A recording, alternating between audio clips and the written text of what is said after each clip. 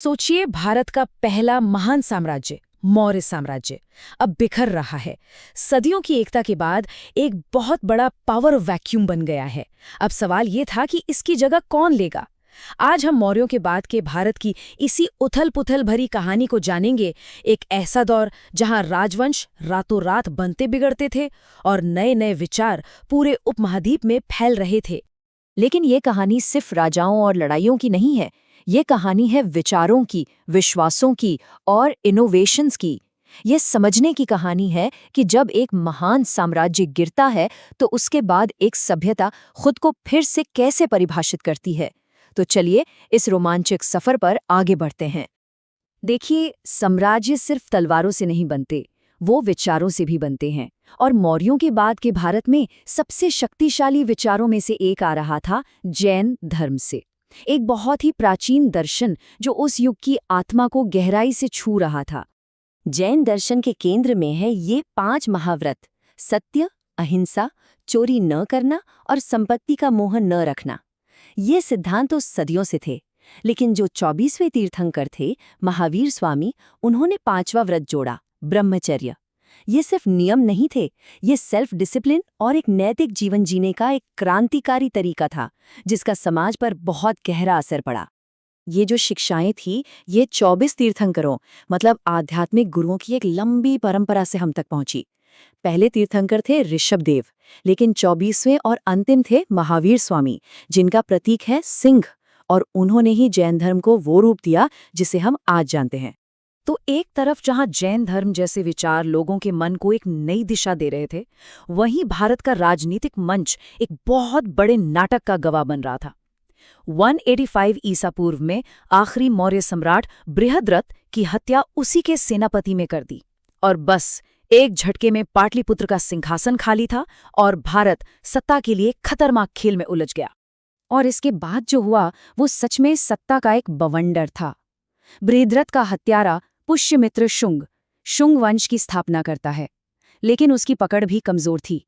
कुछ ही पीढ़ियों के बाद उसके अपने मंत्री वासुदेव उसे उखाड़ फेंकते हैं और कण्व वंश की स्थापना करते हैं, और फिर वो भी गिर गए। इस बार दक्षिण से उभरती एक नई शक्ति सातवाहनों के हाथों। ये विश्वासघात और महत्वाकांक्षा का एक कभी न खत्म होने वाला चक्र था। अब इस पूरी राजनैतिक उथल-पुथल ने भारत की सीमाओं को बाहरी ताकतों के लिए खोल दिया।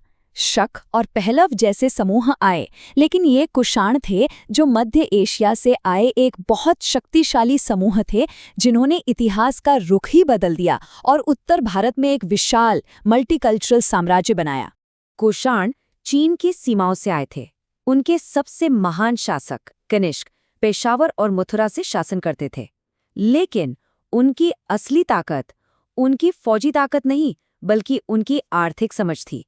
उन्होंने उस दौर की इकोनॉमिक हाईवे यानी सिल्क रोड पर कब्जा कर लिया, और इसी एक कदम ने उन्हें बेहिसाब दौलत और प्रभाव दिया, जिससे उनका साम्राज्य फलता फूलता गया। लेकिन कुषाणों की कहानी सिर्फ व्यापार और जीत तक ही सीमित नहीं है। वो कला के बहुत बड़े संरक्षक थे। उनके शासन में 8 की 2 अनोखी शैलियां फली फूली।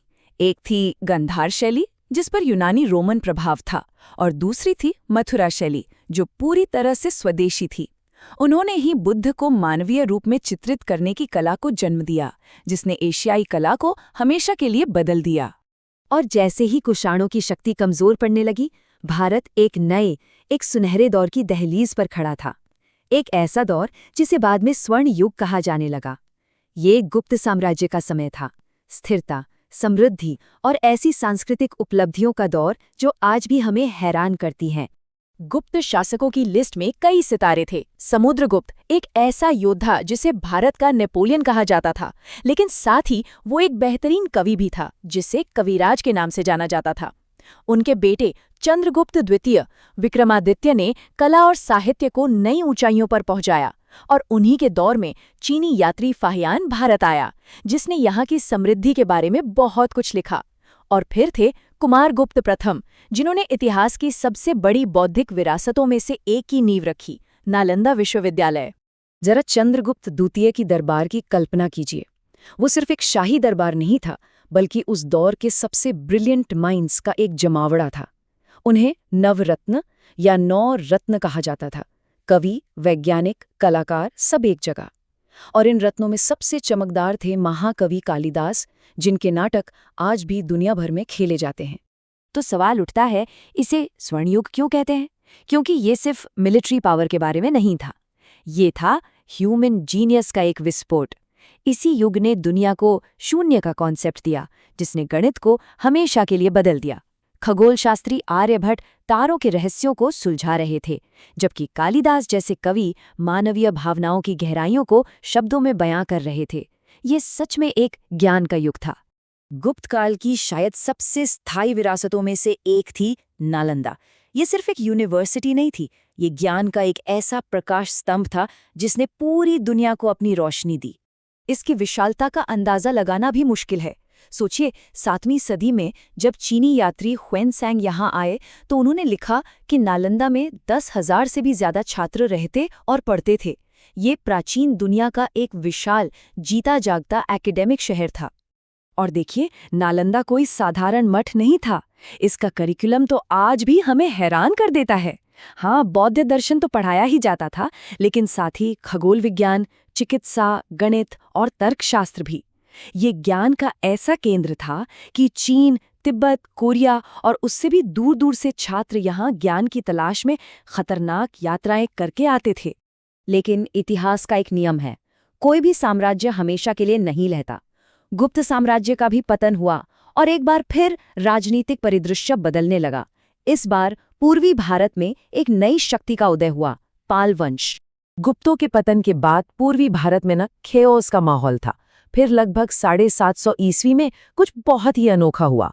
अराजकता से तंग आकर लोगों ने खुद गोपाल नाम के एक स्थानीय सरदार को अपना राजा चुना। इस तरह पाल वंश का जन्म हुआ, अराजकता से व्यवस्था बनाने के एक पॉपुलर मैंडेट पर। और पालों ने ये साबित कर दिया कि वो ज्ञान के संरक्षण के मामले में गुप्तों के बिल्कुल सही उत्तराधिकारी थे।